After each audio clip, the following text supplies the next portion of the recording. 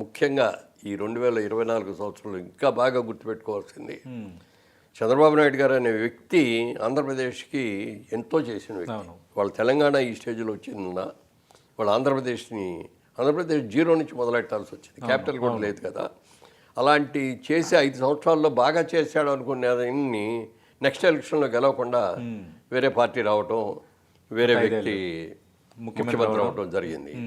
ఆ వచ్చిన తర్వాత అమరావతిని అద్భుతంగా చేద్దాం అనుకున్న దాన్ని ఏదో 3 రాజధానులని అదేని ఇదని చెప్పి టోటల్గా కార్యక్రమం డెవలప్మెంట్ అంతా కూడా పడిపోయింది. ఇండస్ట్రీస్ రాలేదు, ఎంతో నష్టం జరిగింది. అలాంటి దాన్ని ప్రజలు మళ్ళీ గుర్తించి మనం చేసిన తప్పు ఇది, మళ్ళీ మనకి ఇంత మంచి నాయకుడు అతను చేసుకోకుండా ఏమిటి అని చెప్పి తెలుగుదేశం పార్టీ పెట్టిన తర్వాత ఎన్టీ రామారావుకి కూడా రానంతటి అద్భుతమైన విజయం మొన్న చంద్రబాబు నాయుడు గారు తెలుగుదేశానికి వచ్చింది. ఆ రోజు చాలా చాలా సంతోషపడ్డాం అందరూ కూడా. ఇవాళ రోజున డెవలప్మెంట్ మళ్ళీ చేసిన తప్పుల్ని సరిదిద్దుకుంటూ డెవలప్మెంట్లోకి వచ్చారు. చంద్రబాబు నాయుడు గారు ఈ 5 సంవత్సరం మొన్న పవన్ కళ్యాణ్ గారు కూడా ఒక స్టేట్మెంట్ ఇచ్చారు. ఈ కూటమి ఏర్పడటానికి కారణం ముఖ్యంగా చెప్పాలంటే పవన్ కళ్యాణ్ గారు. ఆయన్ని జైల్లో పెట్టి అక్రమంగా అన్యాయంగా జైల్లో పెడితే జైల్లో పలకరించడానికి వెళ్ళి అక్కడ ప్రపోజల్ పెట్టాడు ఆయన. మీరన్న టర్నింగ్ పాయింట్ అది. Turning point. ఎందుకంటే ప్రజా వ్యతిరేకం ఉన్నటువంటి ఓటు చీల్చుకోకూడదు.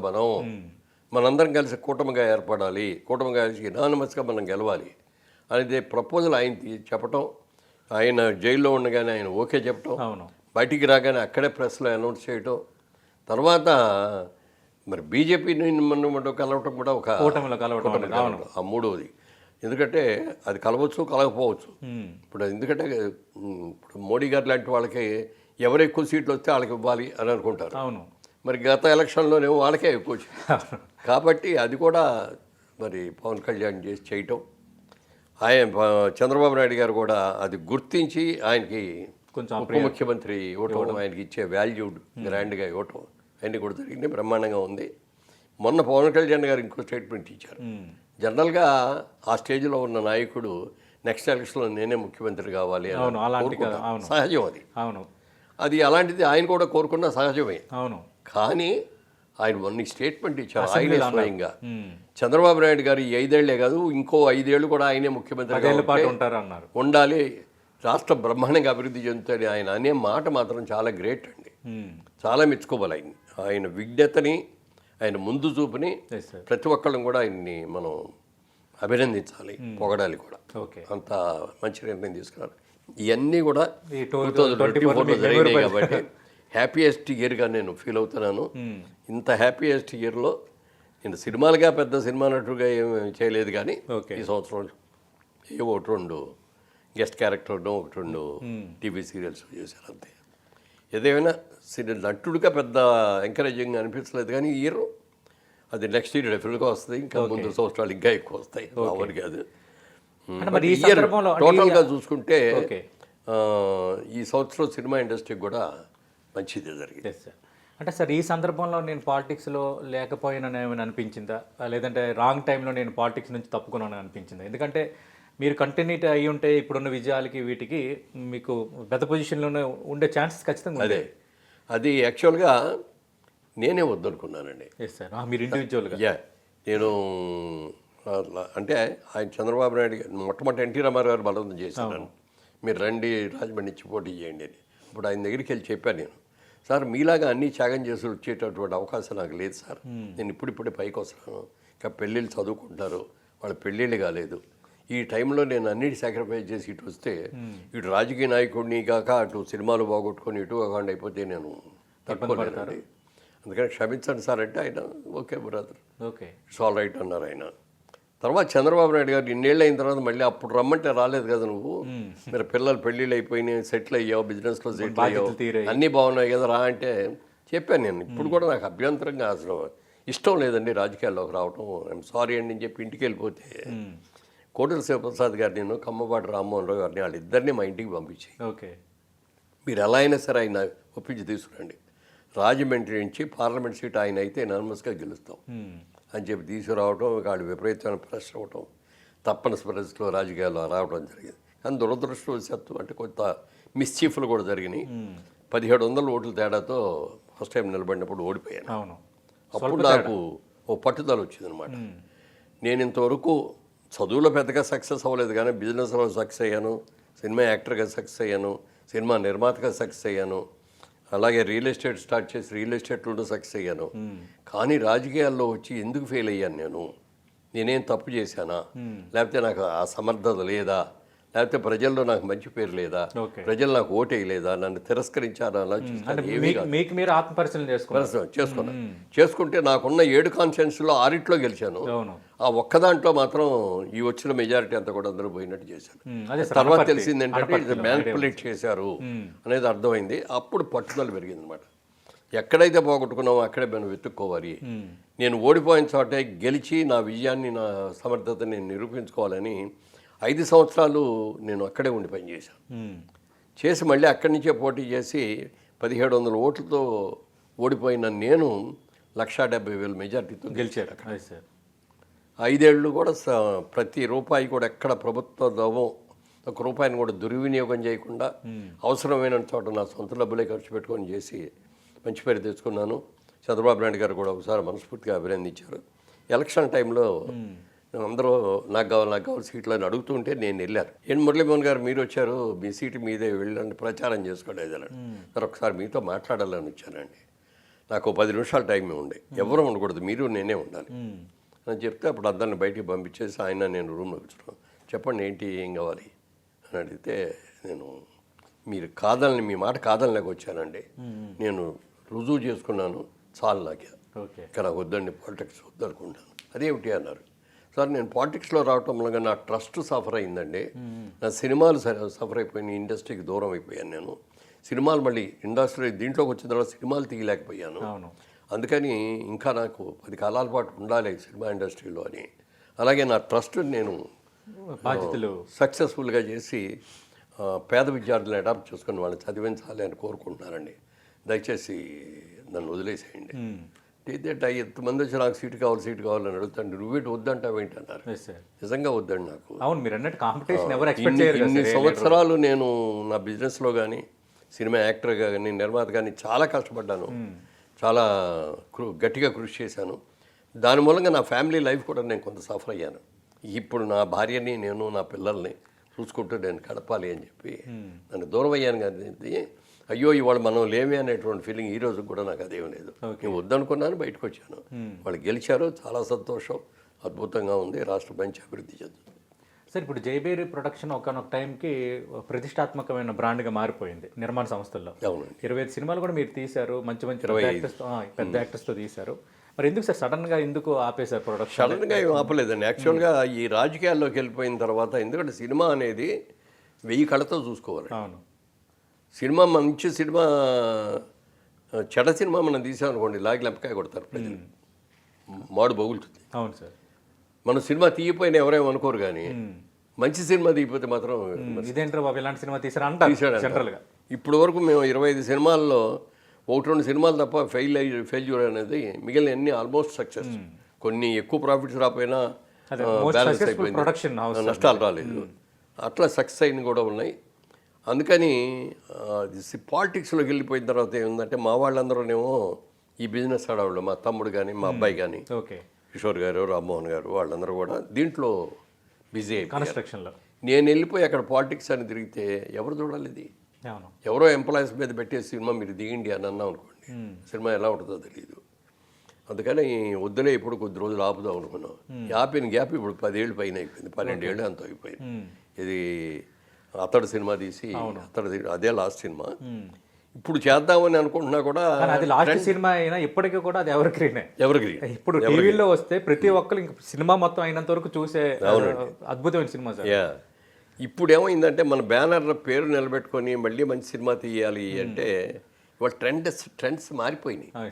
ఈ ట్రెండ్ని మనం అర్థం చేసుకొని, ఇప్పుడు మేము చేసిన కథలని వాళ్ళు చెప్తే అంది పాతకాలపు కథలు అంటారు, కానీ అలా కాకుండా మోడర్నైజ్ చేసుకొని ఎలా చేయాలని దాని మీద ఆలోచిస్తున్నాం.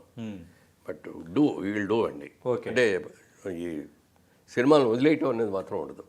నాగేశ్వరరావు ఎక్స్పెక్ట్ చేస్తే 2025లో రాబోయే సంవత్సరంలో అదే రాబోయే సంవత్సరం ఉంటుందని అనుకుంటున్నాం, ప్రయత్నం చేస్తున్నాం. అది చిన్న సినిమాలు తీయాలా, పెద్ద సినిమా అంటే మనం వల్ల కాదు, మన వల్ల కాదంటే వేరే ఏం కాదు, డబ్బులని కాదు, ఆ డేట్లు రావాలి. పెద్ద డైరెక్టర్లన్నా బుక్ చేయాలి, పెద్ద హీరోలన్నా బుక్ చేయాలి. ఏమీ లేకుండా పెద్ద సినిమా దిగలేము. అందుకని అవి రావాలంటే ఒక 2 ఏళ్ళు 3 ఏళ్ళు పడుతుంది. వాళ్ళు వెళ్ళగానే రండి మీరు ఎక్కువ రెమ్యునరేషన్ ఇస్తున్నారు అది ఇచ్చేస్తాం అనేవాళ్ళు ఎవరూ లేరు. మీరు లైన్లో పెడతారు మన కూడా. అందుకని పెద్ద సినిమా కంటే కూడా ముందు చిన్న సినిమాతో స్టార్ట్ చేద్దామని. ఓకే. ట్రెండ్ ఎలా ఉందో మనం కూడా తెలుసుకొని ఎవరెవరు మంచి టెక్నీషియన్లు ఉన్నారు, ఎవరెవరు మంచి ఆర్టిస్ట్ అన్నీ చూసుకోవాలి. అవును సార్. వాళ్ళంటే ఏబిసిడీల దగ్గర నుంచి మొదలు పెట్టినట్టు ఉంటుంది మన సినిమా అనేది. అందుకని ఆలోచిస్తున్నాం. డెఫినెట్గా విల్ డూ. సార్ అక్కడే నాగేశ్వరరావు ఇంకో మాట ఏం చెప్పారంటే సినిమా ఇండస్ట్రీలో రిటైర్మెంట్ అనేది అనుకోకూడదు అయ్యా. నేను బతుకున్నంత కాలం సినిమా ఇండస్ట్రీలోనే ఉండదలుచుకున్నాను, నేను చచ్చిపోయే వరకు కూడా నటించాలనుకుంటున్నాను అని ఆయన చెప్పిన మాట నాకు 100కి 100 పాళ్ళు నచ్చిందండి. ఓకే. నేను తర్వాత అనౌన్స్మెంట్ కూడా చేశాను. నా till my end I will. Okay. నేను యాక్ట్ చేస్తూనే ఉంటాను, నా బిజినెస్ నేను చేసుకుంటూనే ఉంటాను, రిటైర్ అయిపోయి ఇంట్లో మాత్రం కూర్చోను అని అన్నాను. కానీ వాళ్ళు అనుకోకుండా కొంచెం ఇంట్లోనే కూర్చున్నట్టుగా ఉంది. ఉన్నప్పటికీ కూడా డెఫినెట్గా యాక్టివ్ అవుతాను, మళ్ళీ సినిమాలు చేస్తాం. Okay sir. ముందు మీరు అతడు సినిమా వద్దనుకున్నారు, కథ అది అంటే మనం తీయదగ్గ సబ్జెక్ట్ కాదని అనుకున్నారు, నేను ఎక్కడ చదివాను. ఎంతవరకు కరెక్ట్ సార్? అంటే ఇక్కడ యాక్చువల్గా ఇదే టేబుల్ మీద. ఓకే. ఇదే ఇక్కడే మన త్రివిక్రమ్ శ్రీనివాసుడు మా బ్రదర్ కిషోర్ గారు నేను అక్కడ కూర్చున్నాను. కథ అంతా చెప్పారండి, 3 గంటల సేపు చెప్పారు. అంటే యాక్చువల్ సినిమాలాగా షార్ట్ టు షార్ట్ చెప్పారు. ఓకే. అంటే ఆయన్ని డైరెక్ట్ చేద్దాం, ఆయన సినిమాలు అంతకుముందు రైటర్గా చాలా సినిమాలు చేశారు, మంచి ఇది అవుతాడే. నేను మా బ్రదర్ అనుకున్నాం త్రివిక్రమ్ శ్రీనివాస్కే మనం డైరెక్షన్ ఇద్దాం, అతని సబ్జెక్టు అతనే డైరెక్షన్ చేద్దామని అనుకొని ఆఫర్ ఇచ్చాం. ఓకే. ఇస్తే సార్ క్షమించాలి, నేను స్రవంతి కిషోర్ గారికి మాట ఇచ్చాను ఫస్ట్ సినిమా చేస్తానని, అది చిన్న సినిమా అండి, అది చేసి మీ దగ్గరికి వస్తానండి. సరే ఓకే అండి అన్న. వచ్చిన తర్వాత చెప్పారు కథ చాలా అంటే చాలా బాగుంది కథలో. నాకు చివరికి వచ్చే ఒక అనుమానం ఏంటంటే హీరోలో బిగినింగ్లో కొంచెం నెగిటివ్ క్యారెక్టర్ లాగా ఉంటుంది.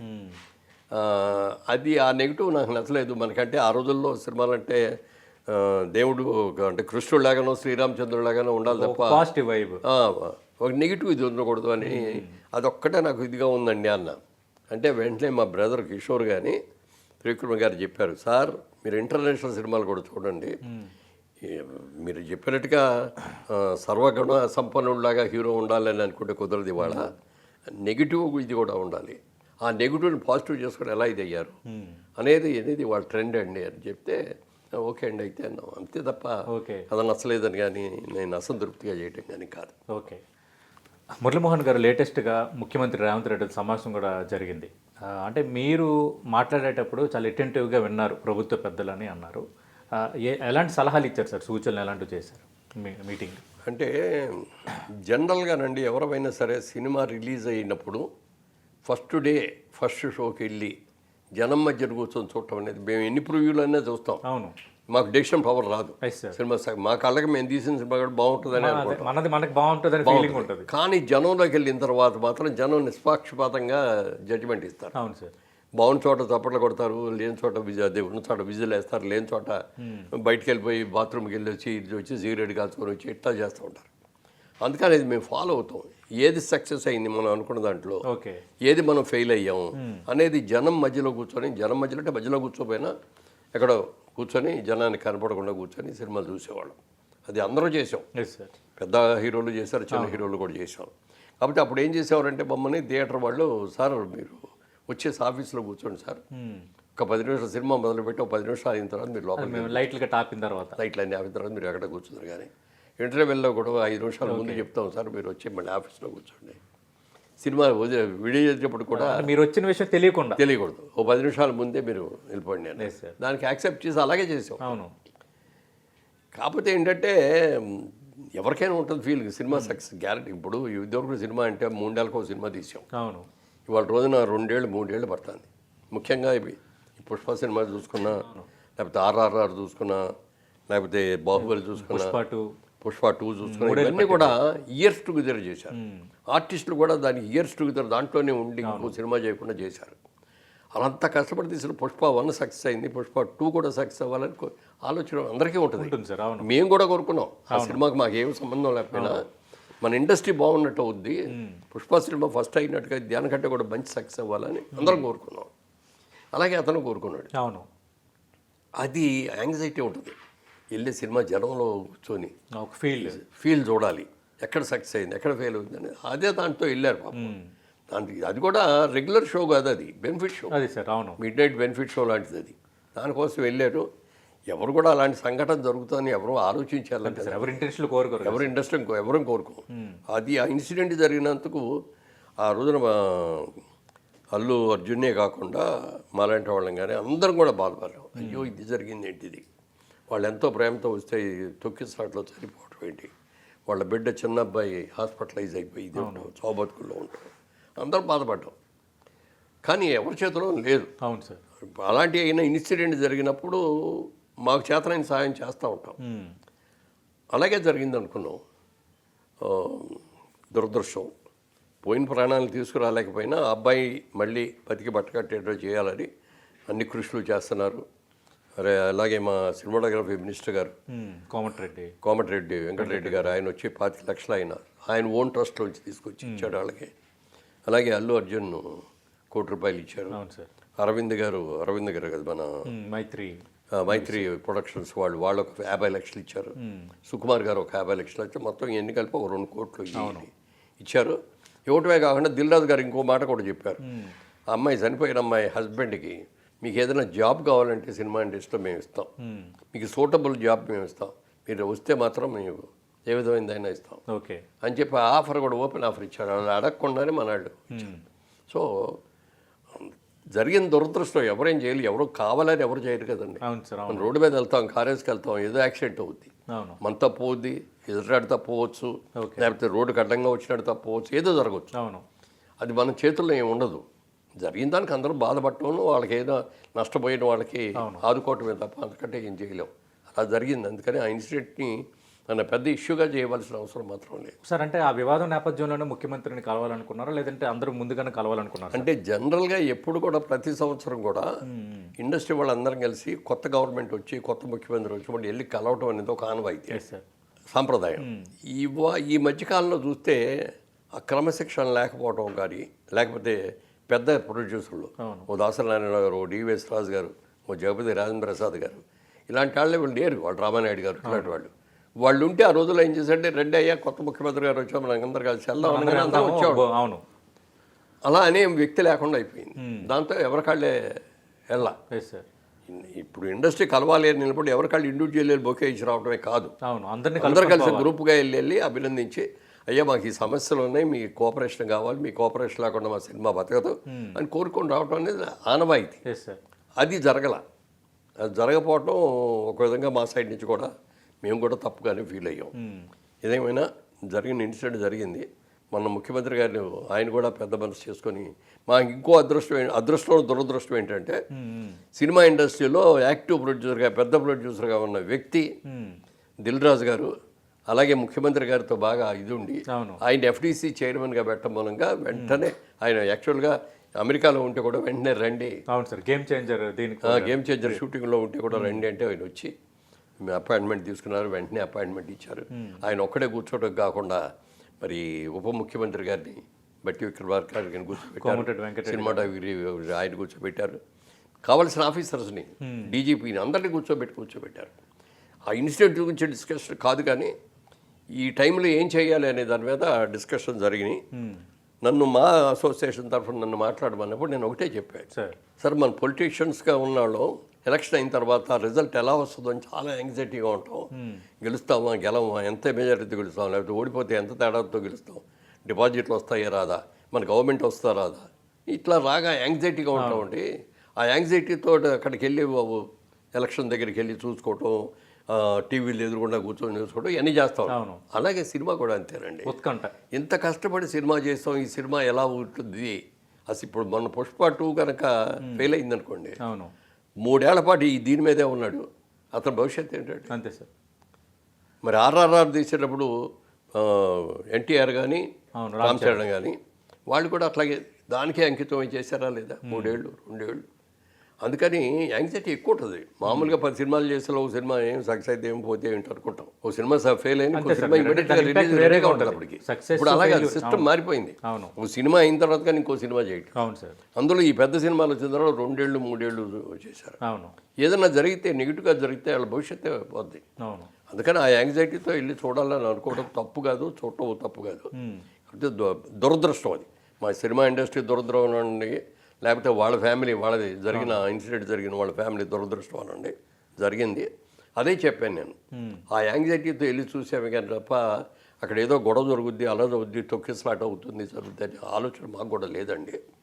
జరిగిన ఇన్సిడెంట్కి రియాక్ట్ అయ్యి ఇట్లా 2 కోట్ల రూపాయలు ప్రొడ్యూసర్ డైరెక్టర్ అందరు కలిసి ఇచ్చారు. మా వెంకటరెడ్డి గారు, మా మినిస్టర్ గారు కూడా ఇచ్చారు. ఆయన సొంత డబ్బులు కూడా. జరిగిందా అని విచారిస్తున్నాం. చనిపోయిన వ్యక్తిని తిరిగి తీసుకురాలేం కానీ ఆ బతికొన్న వ్యక్తి, ఆ చిన్న కుర్రాడిని, అతనికి బెస్ట్ ట్రీట్మెంట్ అవసరమైతే అమెరికా నుంచి కానీ ఇంకో చోట యూకే నుంచి కానీ డాక్టర్లను కూడా పిలిపించి చేయించి అతను బతికించి మళ్ళీ నార్మల్ లైఫ్ వచ్చేటట్టు చేస్తామని చెప్పి మాట ఇవ్వటం కూడా జరిగింది. అదే జరిగిందండి. ఇంతకంటే వేరే ఏమీ లేదు. ఇందులో చిన్న డిఫరెన్స్ ఆఫ్ ఒపీనియన్లు ఏమీ కాదు అని చెప్పి దుర్ఘటన జరిగిన దానికి ఇండస్ట్రీ అందరూ ప్రతి ఒక్కళ్ళు ఇన్మానస్గా ఫీల్ అవుతున్నాం, సారీ ఫర్ దట్ అని చెప్పి అప్పుడు ఇండస్ట్రీ గురించి కావాల్సి కొన్ని చెప్పామన్నమాట. అది చెప్పినట్లో అవార్డ్స్ ఇవ్వట్లేదండి, మాకు ఎన్ని అవార్డులు వచ్చినా ప్రభుత్వం దగ్గర నుంచి గుర్తించిన అవార్డు వచ్చిందంటే ఘనంగా చూపిస్తాం. దాంట్లో చూడండి ఎన్ని నంది అవార్డులు, ఇన్ని నంది అవార్డులు ప్రభుత్వం దగ్గర నుంచి మాకు వచ్చినాయి అని చెప్పుకుంటే అది మా ప్రాపర్టీ అని ఫీల్ అవుతుంది. ఒక ఆర్టిస్ట్కి కానీ, ఒక టెక్నీషియన్కి కానీ, ఒక డైరెక్టర్కి కానీ, ఒక ప్రొడ్యూసర్కి కానీ వాళ్ళు ₹1 కోటి లాభం వచ్చింది అనుకునే దానికంటే కూడా సినిమాలో బెస్ట్ అవార్డు వచ్చింది మనకి. ఆ గుర్తింపు కూడా వేరు, ఆ గుర్తింపు వేరు, ఆ సంతోషం వేరు. ఇది ఏమో లైఫ్ లాంగ్ ఉంటుంది. అది ఆ సినిమా సక్సెస్ అయినప్పుడు ఒక ఎదుగో 10 లక్షలు వచ్చింది, 50 లక్షలు వచ్చింది అనుకున్నది ఇంకో సినిమాలో పోవచ్చు, ఉండొచ్చు, అది తాత్కాలికమే. బట్ ఇది పర్మనెంట్. అందుకని మీరు తప్పకుండా చేయాలి సార్. ఈ గుర్తింపు కోసం మేము అందరం ఆరాట పడుతున్నాం. అంటే ఆల్రెడీ అప్పుడే దిల్రాజు గారు వాళ్ళు కూడా చెప్పేశారు వెంటనే. ఆల్రెడీ ఫైనలైజ్ అయిపోయినాయి అండి. ఈ న్యూ ఇయర్లో మొదలు పెడుతున్నాం, చేస్తున్నాం అన్నారు. చాలా సంతోషం అండి. ఇక్కడ చేయలేదు, అక్కడ ఆంధ్రప్రదేశ్లోనూ చేయలేదు. 2 ప్రభుత్వాలు కూడా చేస్తే బాగుంటుందండి. ఇది ఈ గుర్తింపు కావాలండి మాకు. అదే గద్దర్ పేరు మీద అవార్డులో ప్రభుత్వం చెప్పారు. అదే ఆయన పుట్టినరోజు చేస్తారా, ఏ రోజు చేస్తారా అనేది తెలిసాడు. ఎన్టీ రామారావు గారు ఉన్న టైంలో ఆయన ఏం చేశారంటే ఉగాది పండుగ రోజున మనం నంది అవార్డు ఇద్దాం. చాలా రోజులు అది అవార్డు ఫంక్షన్ అనేది అవార్డు ఫంక్షన్ అంతే. ఇక ఉగాది అంటే అవార్డు ఫంక్షన్. అలాగే అప్పుడు నేను ఎఫ్డీసీ చైర్మన్గా ఉన్నప్పుడు కూడా మీరు కూడా చేశారు. నవంబర్ డిసెంబర్కి సినిమాలు అవ్వగానే అందరికీ లెటర్స్ ఇచ్చేవాడు. అదే ప్రెస్ స్టేట్మెంట్ ఇచ్చేవాడు. ఎవరెవరు అప్లై చేసుకుంటున్నారు వెంటనే అప్లై చేయండి, 10 రోజుల్లో, జనవరి 10-15 లోపల అప్లై చేసేసుకోండి. వెంటనే మేము కమిటీలో ఇవన్నీ వేసి రెడీగా పెట్టుకుంటాం. సినిమా స్క్రీనింగ్ 2 నెలలు పడుతుంది, 1 నెల పడుతుంది. ఇవన్నీ కూడా చేయాలి. వీటితో పాటు సినిమాలు ఉన్నాయి, టీవీలు ఉన్నాయి, నాటకాలు ఉన్నాయి, అన్నీ చేయాలి. అందుకని చేసేసి ఏప్రిల్లోనే ఎప్పుడో ఉగాది వస్తుంది కాబట్టి ఆ ఉగాదికి చేసేట్టు చేయండి అని అన్నాం. సక్సెస్ఫుల్గా చేసాం.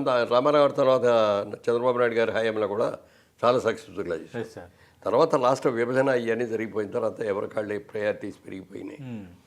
మరి అక్కడేమో కొత్త రాష్ట్రం అయిపోయింది, ఇక్కడేమో ఇండస్ట్రీ అంతా ఇక్కడే ఉంది, సేమ్ రాజధాని ఉంది కాబట్టి ఇక్కడ పెద్ద తేడా రాకపోయినా ఆంధ్రప్రదేశ్లో చాలా తేడా వచ్చింది. సరే మధ్యలో ప్రభుత్వం మారటాలు కానీ ఇది జరిగింది. అదే చెప్పాం. తప్పకుండా ఇండస్ట్రీకి మీ సహకారం లేకుండా ఇండస్ట్రీ బతకదండి. ఏ సమస్యలు వచ్చినా మాకు లా అండ్ ఆర్డర్ ప్రాబ్లమ్స్ రావచ్చు, లేకపోతే ఇంకేమైనా తగాదాలు రావచ్చు. ఇవన్నీ కూడా మాకు మీ సహకారం ఎప్పుడు కావాలండి. దానికోసం వచ్చాం మేము. అంటే ఇప్పుడు ఈ బెనిఫిట్ షోలో అధిక ధరల విషయంలో వెనక్కి తగ్గని ప్రభుత్వం చెప్పింది కదా సార్. చెప్పింది. మీరు నిర్మాతకు కూడా పనిచేశారు కాబట్టి దానిపై మీ కామెంట్ ఏంటి సార్? దాని మీద కూడా నేను ముఖ్యమంత్రి గారికి చెప్పాను ఆ రోజున మీటింగ్లో. సార్ ఇదివరకుట్లాగా చిన్న బడ్జెట్ సినిమాలు తీయట్లేదండి. ఇప్పుడు అన్నీ కూడా ఇంటర్నేషనల్ లెవెల్లో సినిమాలు చేస్తున్నామంటే మన సినిమా మేమేదో శుద్ధగా ఎంతకంటే చేయం, మేము పౌటి తీసి చూపించం, లేదా చీర పైదాకా చేయం, ఇట్లాంటివి ఉంటాయి. అంత పాటించాం అయ్యి. కానీ ఇవాళ రోజున అట్లా కాదు. ఇవాళ పోలిక ఒక హిందీ సినిమాతో పోలిక ఎలా ఉంది, లేకపోతే ఒక ఇంగ్లీష్ పిక్చర్తో పోలిక ఎలా ఉంది అనేది ఇవాళ ఇంత ఇది వచ్చిన తర్వాత వాటికి మనం తట్టుకోగలగాలి, వాటికి ఈక్వల్గా రాగలగాలి. ఓ పక్కనే ఉండి బాబు ఇదిగో నాన్ వెజిటేరియన్ ఇది వెజిటేరియన్ అంటే 2 తినేవాళ్ళు ఏం అడుగుతారు? నాన్ వెజిటేరియన్ ఉంటారు. ఏ వెజిటేరియనే తినండి మీరు, అది కూడా ఉంది కానీ మీరు వెజిటేరియనే తినండి కానీ అంటే interest ఉన్న వెజిటేరియన్స్ అయితే ఓకే కానీ అవును. లేకపోతే ఇదేంటో అక్కడ ఇది ఉండి ఇది పెట్టమంటారు అదే తింటాంలే అంటారు. ఇది అంతే. Yes sir. అందుకని సినిమాలో కూడా కొన్ని చేయక తప్పదండి. మరి వాళ్ళ ఇంటర్నేషనల్ లెవెల్ అయిపోయింది. ఆ స్థాయికి మన సినిమా తీయకపోతే అవి ఆడవు అక్కడికి వెళ్ళి. ఉంటే మన ఆంధ్రప్రదేశ్లో చూపించుకోవాలి, మన తెలంగాణలో చూపించుకోవాలి తప్ప అక్కడికి వెళ్ళాం. అందుకోసమని ఇదివరకు సినిమా నెలలో తీసేవాళ్ళం చిన్న సినిమాలు. పెద్ద సినిమా అంటే 2 నెలలు 3 నెలలు పట్టేది. ఇవాళ రోజు సంవత్సరాలు పడుతున్నాయి. ఇంత బడ్జెట్లు పెరిగిపోయింది. ఈ బడ్జెట్లు పెరిగిపోయిన ఇది తర్వాత బెనిఫిట్ షోలు కావాలంటే తీసేయండి. బెనిఫిట్ షోలు కావాలని మేము అడగట్లేదు. అది ఒక ఫ్యాన్స్ కోసం ఎవరి కోసం చేస్తున్నాం తప్ప ఎక్కడ అవి లేకపోయినా పర్వాలేదు. కానీ టికెట్ రేటు పెంచుకోకపోతే, నెంబర్ ఆఫ్ షోస్ ఎక్కువ ప్రదర్శన చేయకపోతే ఈ సినిమాకి రాదండి. ఇవాళ ఉన్న పరిస్థితుల్లో ఏంటంటే సినిమా అనేది ఫస్ట్ వీక్లో ఏమొస్తుందో అదే మెయిన్ అండి. అవును. సెకండ్ వీక్ నుంచి వచ్చేవన్నీ కూడా కళ్ళు తుడుచుకునే పని, మాది 4 వారాలు ఆడిది 3 వారాలు అని చెప్పుకోవడానికి కదా తప్ప ఏమీ ఉండదు. తర్వాత ఇవాళ టెక్నాలజీ మారిపోయిన తర్వాత ఒకసారి సినిమా చూసిన తర్వాత థియేటర్లోకి వెళ్ళి చూస్తేనే దాని ఇంపాక్ట్ వేరేగా ఉంది. కానీ వాళ్ళ దీంట్లోకి వచ్చేస్తుంది. అవును, మీరు మీడియా పైరసీ అయిపోతుంది, ఓటీటీలోకి వచ్చేస్తుంది. ఓటీటీలో వస్తుంది. ఓటీటీ వచ్చిన తర్వాత పర్వాలేదండి. ఓటీటీ వచ్చిన తర్వాత ఏంటంటే కెపాసిటీ ఉన్న వాళ్ళు ఏమో ఇంట్లో ఓటీటీ పెట్టుకొని ఇంట్లో చూసుకుంటున్నారు. అవును. కానీ మరి మామూలు వాళ్ళు ఏమనుకుంటారు, మధ్యతరగతి ఏమనుకుంటా అంటే ఇవాళ వెళ్ళి ఈ రేట్లతో ఏం మనం చూస్తాంలే, ఇంకో నెల అయ్యేటప్పటికి వస్తుంది, మనం ఇక్కడ ఇంట్లోనే కూర్చొని మన టీవీలో చూసుకోవచ్చు అని కూడా వాళ్ళు ఉంటారు. అందుకని పెద్ద సినిమాకి అది రావాలంటే షోస్ పెంచాలండి. అది మామూలుగా ఒక్క ఆంధ్రాలోనే కాదండి, చాలా స్టేట్స్లో ఉన్నాయి, చాలా కంట్రీస్లో కూడా ఉన్నాయి. పెద్ద పెద్ద సినిమాలు తీసినప్పుడు ఒక 3 వీక్స్ 4 వీక్స్ ఇచ్చిన సందర్భాలు కూడా ఉన్నాయి. అలా ఇవ్వకపోతే బడ్జెట్ ఎక్కడి నుంచి వస్తుంది? అవును. అందుకని ఇది మాత్రం డెఫినెట్గా ఇవ్వండి సార్. మురళీమోహన్ గారు అంటే ఈ సింగిల్ థియేటర్స్ ఈ అధిక ధరల విషయంలో ఇబ్బంది పడుతున్నాయని ఒక టాక్. అంటే ఒక కేస్ స్టడీ ఏంటంటే, ఇప్పుడు సలార్ సినిమాకి 250 రూపాయల టికెట్తో ప్రదర్శితం అయితే 18 లక్షలు వచ్చిందని, అదే పుష్ప 2కి 700 రూపాయల టికెట్ ధరతో ప్రదర్శితం అవుతే దానికి 13 లక్షలు వచ్చిందని. అంటే కొన్నిసార్లు ఈ రేట్లు పెంచడం వల్ల కూడా కొంత రావట్లేదు అన్నది ఎగ్జిబిటర్స్. సినిమా బాగోకపోతే ఎవరండి, సినిమా బాగుంటే ఎట్లా అయినా చూపిస్తారు. అందుకని ఏదైనా మరి ఆ ఫస్ట్ వీక్ కలెక్షన్ రాకపోతే ఏమీ చేయలేము. అవును సార్. తర్వాత ఇవాళ సినిమా థియేటర్లు అంటున్నారు కదా, ఇవాళ థియేటర్ సిస్టమ్ పోయిందండి. వాళ్ళు తర్వాత ఇప్పుడు ఈ చిన్న థియేటర్స్ అనేది బాగా సక్సెస్ అయింది. ఇది చిన్న థియేటర్లు అంటే 250 కెపాసిటీ, అంతకు మించకుండా 150 కెపాసిటీ. ఈ కెపాసిటీస్లో తీసే థియేటర్లు ఎక్కువైనాయి. అవి ఉండటం మూలంగా ఏమవుతుందంటే మోడర్నైజ్ అయిపోయింది, టెక్నాలజీ బాగుంటుంది, సౌండ్ సిస్టమ్స్ బాగున్నాయి. ఇవన్నీ అయిన తర్వాత మన పాత థియేటర్లు పాత సిస్టమ్లు అప్గ్రేడ్ కావట్లా, అవుతున్నాయి, అప్గ్రేడ్ చేస్తున్నారు. కానీ ఏదైనా అది వేరు. తర్వాత సినిమా చూడాలి అంటే ఒక మధ్యతరగతి వ్యక్తి అటు ఆటోలోనే వెళ్ళాలి, మోటార్ సైకిల్ మీద వెళ్ళాలి, లేకపోతే ట్యాక్సీ తెప్పించుకున్నా వెళ్ళాలి. ఫ్యామిలీ అందరూ వెళ్తారు. ఫ్యామిలీ అయిన తర్వాత భార్య భర్త పిల్లలు అందరూ ఇల్లే కూర్చుంటారు. టికెట్లకే బోర్డంత అవుతుంది. అది అయిన తర్వాత ఇక్కడ సైకిల్ స్టాండ్లో సైకిల్ పెట్టాలన్నా, లేకపోతే ఆటో పెట్టాలన్నా, మోటార్ సైకిల్ పెట్టాలన్నా, కారు పెట్టాలన్నా వీటికి రెంట్స్ బోర్డు అంత తీసుకుంటారు. ఇంటర్వెల్లో పిల్లలు నాన్న నాకు పాప్కార్న్ ప్యాకెట్ కావాలి, పెప్సీ కావాలి అని అడుగుతారు. అవి చూస్తే రేట్లు విపరీతమైన రేట్లు. సినిమా టికెట్ కంటే కూడా ఎక్కువైపోతాయి. అంటే ఒక సినిమా చూస్తే నెలలో ఒక్క సినిమా కంటే 2వ సినిమా చూసే అవకాశం రావట్లా మధ్యతరగతి. ముందు అసలు ఆ రేట్లు తగ్గించాలి. సినిమా థియేటర్లు కనుక ఇంకా బాగా ఆడాలి అంటే మీరు మార్కెట్లో బయట ఏ రేట్లోనే ఆ రేట్లే చేయండి. అంతే తప్ప ఈ విషయంలో మీరు ఏమైనా కొంచెం ఇనిషియేటివ్ తీసుకుంటారు అంటే ఇండస్ట్రీ పరంగా? అందరూ ఇండస్ట్రీ పరంగా అంటే మనం చేయగలిగింది లేదు. థియేటర్ సెక్షన్ వాళ్ళు చేయాలి తప్ప మనం చేసేది కాదు. అంటే ఛాంబర్ వాళ్ళు కేర్ తీసుకోవాలి దీనికి. ఛాంబర్లో ఎందుకంటే ప్రొడ్యూసర్స్ ఉంటారు, ఆర్టిస్టులు ఉంటారు, ఎగ్జిబిటర్స్ ఉంటారు, టెక్నీషియన్స్ అందరూ ఉంటారు. కాబట్టి ఆ సెక్షను, ఆ థియేటర్ సెక్షన్ వాళ్ళతో ఎక్కువ మాట్లాడి ఈ ఎన్ని ఎక్కువ రేట్ల మీద అమ్మటం అనేది తగ్గించుకోవాలి. సినిమా టికెట్లు వద్దాం అంటున్నారు. సినిమాకి ఎన్ని కోట్లు ఎంత ఖర్చు పెడితే వచ్చింది? కానీ మీ క్యాంటీన్లో ఉన్నదాన్ని రేట్లు మీరు తగ్గించుకోలేకుండా ఈ రేట్లు తగ్గించమని అడిగితే అసలు ఎట్లా వస్తుంది సినిమా? అందుకని అది కూడా చెప్పడం జరిగింది. సార్ అంటే ఇప్పుడు ఈ వివాదం నేపథ్యంలో ఇక్కడ నుంచి ఎట్లా ఉంటే బెటర్ సార్ హీరోలు కానీ ఎవరైనా ఇప్పుడు ఈ పుష్ప 2 వివాదం ఇష్యూస్ ఇవన్నీ నేపథ్యంలో అంటే ఎలా ఉండాలంటే ఎవరైనా మెయిన్ ఎవరైనా అదే సార్ సినిమా థియేటర్కి వెళ్ళటం ఈ షోలు ఎట్లా మనకు తెలియకుండా యాక్సిడెంట్ అనేది ఎందుకంటారు? అవును సార్ అనుకోకుండా జరిగిందనే యాక్సిడెంట్. అవును అవును పలానా చోట ఇప్పుడు వాళ్ళు మనం వెళ్తే వాళ్ళు చచ్చిపోతారు తొక్కిసలాడుద్ది అని అంటే వెళ్ళాం. అవును ఎందుకు వెళ్తాం? వెళ్ళం కదా. అవును సార్ అందుకని దానికి లా అండ్ ఆర్డర్ ఉంటుంది, పోలీస్ డిపార్ట్మెంట్ బాధ్యత ఉంటుంది, ఎస్ సార్ థియేటర్స్ వాళ్ళ బాధ్యత ఉంటుంది. అవును అలాగే వెళ్ళే ఇప్పుడు మాస్ హీరోలు అనుకోండి, అలాంటి వాళ్ళని వెళ్తే హీరోలుగా ఉన్నా కూడా మాకేం పెద్ద ప్రాబ్లం ఏమి ఉండదు. అందరూ చూస్తారు, షేకెళ్ళని ఇస్తారు, మహా అయితే ఫోటోలు దిగుతారు అంతే. అవును కానీ పెద్ద హీరోలు వెళ్ళేటప్పటికి ఏమవుతుందంటే తొక్కిసలాట పెరిగిపోతుంది. ఎవరి కాళ్ళు దగ్గరికి వెళ్ళాలి, షేక్ హ్యాండ్ ఇవ్వాలి, ఏదో ఇదే అని అవును అట్లాంటప్పుడే ఇన్సిడెంట్స్ జరుగుతాయి. అందుకని అవి కూడా దృష్టిలో పెట్టుకుని ఇండస్ట్రీ కూడా చాలా జాగ్రత్తలు తీసుకొని వెళ్ళాలి. సార్ ఇందాక అన్నారు గతంలో ఇండస్ట్రీకి పెద్దలు ఉండేవారు, అందరినీ కలుపుకొని ముఖ్యమంత్రులను కలవటం కానీ ఇట్లాగా అయ్యేదని. అంటే మరి ఇప్పుడు ఇండస్ట్రీకి దాసరి నారాయణరావు గారి తర్వాత ఒక పెద్దంటూ లేకుండా పోయారా? ఆయన ఉండుంటే ఈ సమస్య వచ్చేది కాదనే వాళ్ళు కూడా ఉన్నారు. డెఫినెట్గా 100% కరెక్ట్ అండి. అందుకనే ఓ రోజు సందర్భంలో నేను చిరంజీవి గారిని అడిగాను. నేను ఇప్పుడు పెద్దవాళ్ళు ఎవరు లేరండి, ఇప్పుడు ఉన్న వాళ్ళలో హీరోగా మీరు పెద్ద హీరోల్లో ఓ రాజకీయ నాయకుడిగా వెళ్ళారు, ఒక సెంట్రల్ మినిస్టర్గా చేశారు. ఏ విధంగా అయినా వాళ్ళ కనుక మీరు ఇండస్ట్రీ పెద్దగా కనుకుంటే ఏదైనా ఒక పిలిపిస్తే గబుకుని అందరూ వచ్చేటట్టు ఉండాలి. అవును నాకంటే నువ్వు పెద్దాడు కదా, నువ్వు చెయ్యి అన్నాడు ఆయన. మిమ్మల్ని వాళ్ళు నేనేం సినిమాలో పెద్ద యాక్టివ్గా లేదు కదండి, నేనేం హీరోని కాదు. మీరు ఇంకా స్టిల్ మీరు హీరోగా ఉన్నారు, సినిమాలు తీస్తున్నారు, మీ అబ్బాయి పెద్ద హీరో అయ్యాడు, మీలాంటి వాళ్ళు ఉండాలి తప్ప ఇంకెవరు కాదని నేను చెప్పెడితే సరే అని యాక్సెప్ట్ చేశారు. బట్ ఎక్కడో ఆయన మనసు చిక్కుమని ఏదో ఇదయింది. తర్వాత అందుకని నేను ఇండస్ట్రీ పెద్దగా ఉండదలుచుకోలేదు, ఇండస్ట్రీ బిడ్డగా ఉండదలుచుకున్నాను. ఇండస్ట్రీకి ఎప్పుడు ఏది అవసరం వచ్చినా నేను చేయడానికి సిద్ధంగా ఉన్నది.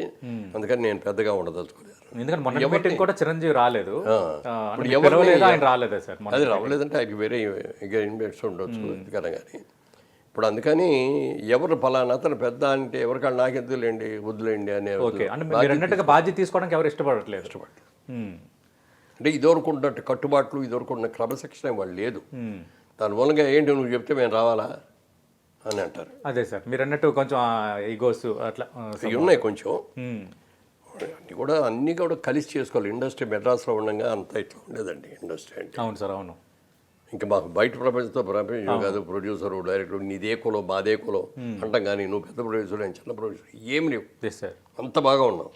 ఇక్కడికి వచ్చేటప్పుడు కొంచెం అట్లా బ్రాడ్ అయిపోవడం, ఎవరి ఫ్రెండ్షిప్ వాళ్ళకి, ఎవరి వాళ్ళకి, ఎవరి మార్కెట్ వాళ్ళకి. ఏదైనా కొత్త గవర్నమెంట్ వచ్చినప్పుడు వెళ్ళి కలుసుకోవాలి, వాళ్ళని అభినందించాలి, మీ కోఆపరేషన్ కావాలండి అని అడగాలి. ప్రభుత్వ సహకారం లేకుండా అన్నీ మనం చేయలేమండి. ప్రభుత్వ సహకారం ఉండాలి. అలాగే ప్రభుత్వానికి కూడా ఇవాళ సినిమా మూలంగా వచ్చే ట్యాక్స్లో ఒక మూలకదాలు అండి. అవును సార్. కాకపోతే ఏంటంటే ప్రిస్టేజ్, అంతే. ఈ ప్రిస్టేజ్ కోసమే ఇది ఒకటి ఇంకా డెఫినెట్గా ఉండాలి. అన్ని సౌకర్యం జరుగుతాయి. నీకు అసలు సార్ సినీ పెద్దలు జగన్మోహన్ రెడ్డి ముఖ్యమంత్రిగా ఉన్నప్పుడు కూడా అప్పుడు కలిశారు ఒకసారి. సినీ పెద్ద చిరంజీవి అందరూ కలిసి అప్పటి ముఖ్యమంత్రి జగన్మోహన్ రెడ్డి భేటీ అయ్యారు సార్. వాటి గురించి వదిలేండి, నో ఇష్యూ సార్. అంటే అప్పుడు కొంత కొంత నెగిటివ్ వైబ్స్ కూడా వచ్చింది, చాలా వచ్చింది. ఇక అందుకని అయ్యని చెప్పొద్దు. No issue sir. ఆ విషయంలో మీ అభిప్రాయం ఏదని కాదు.